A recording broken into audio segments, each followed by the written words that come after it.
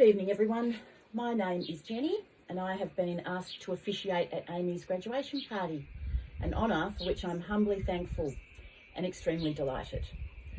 After quite a few conversations with David and Michelle, I believe I have a reasonable amount of information with which to give you all a brief synopsis of this amazing young lady's life so far. Before I do so, her father David would like to set the tone with a reading he has chosen. This is Fear by Khalil Gibran.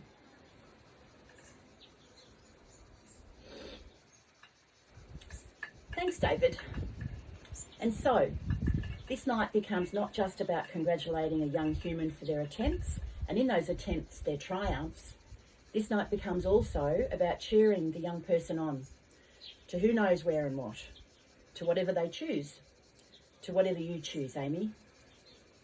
Your father will tell you himself what is meant by his choice of poem to you, yet I do know this, he's telling you to fly.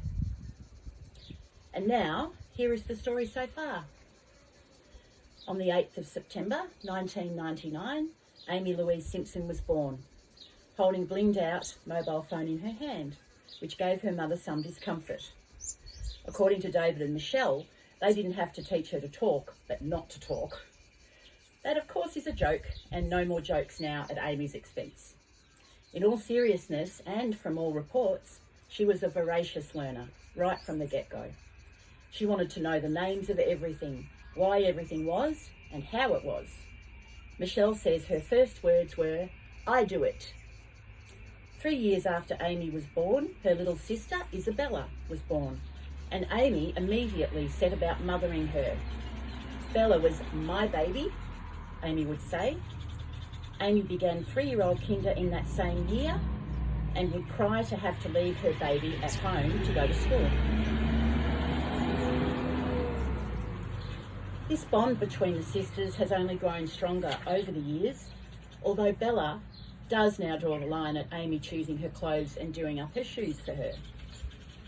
Although David and Michelle were concerned to send their tiny child off to school so young, Amy's kindergarten teachers strongly advised them not to keep her at 4-year-old kinder another year, as she needed to be taught. They believed she had a natural aptitude for learning, and what's more, she loved it. Amy wanted to take Bella with her to school. Now Bella went to kindergarten too. David and Michelle went to an animal shelter, and the family chose a kitten to take home. This feline would run the house and chose Amy to own, particularly.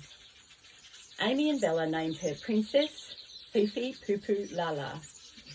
The Fifi and the Lala were hyphenated.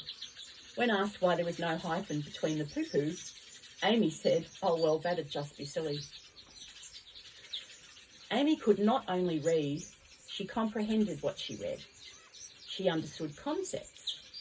She could converse about abstract topics and would ask questions that were relevant and nod once she thought about it and understood. She could count to 100, and by the time she turned 6, knew all those numbers and what they meant, as well as having memorised them. She flew through school. After a brief period of being bullied in grade 5, she went on to high school and made close, lasting friendships. Many of those young people are here tonight. During secondary school, Amy became involved in debating, drama, and netball. She loved maths, English, and history subjects.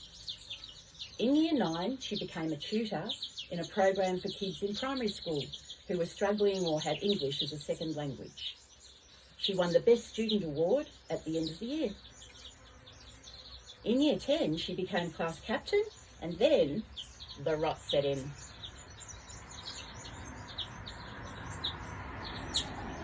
Notes started to come home from school saying that Amy was consistently not handing work in, was arrogant in her attitude, in class, and sometimes even rude.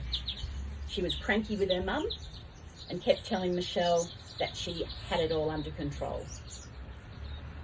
One night her father David took her aside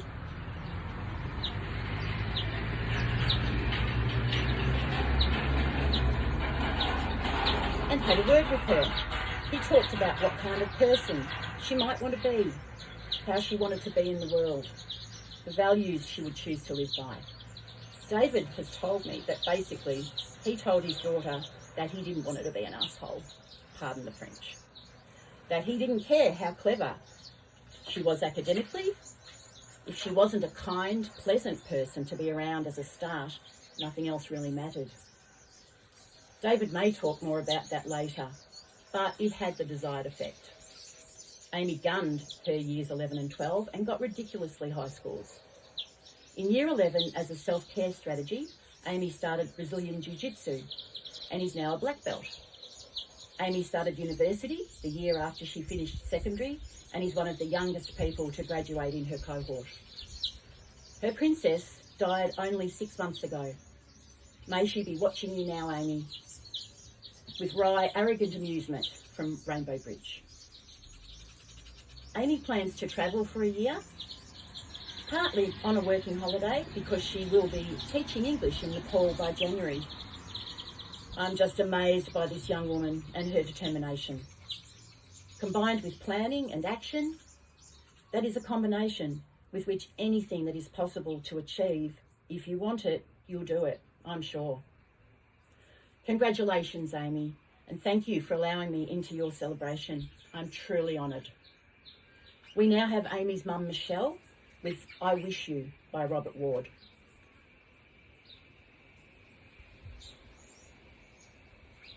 Wow, that was beautiful, Shelley.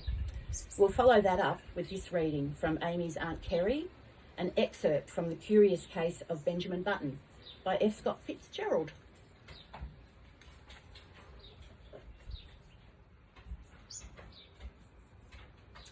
He was a bit of a genius, wasn't he? Thanks, Kerry. Now, before I leave you folk, I'd like to tell you that the delicious smell that is wafting around is your dinner. This will be followed by an amazing cake for dessert made by Auntie Kerry, after which will be all the speeches. Then there will commence a very competitive trivia game in 3 rounds about all things Amy. Then the dancing. I give you my absolute thanks for having me. Enjoy your evening, everyone.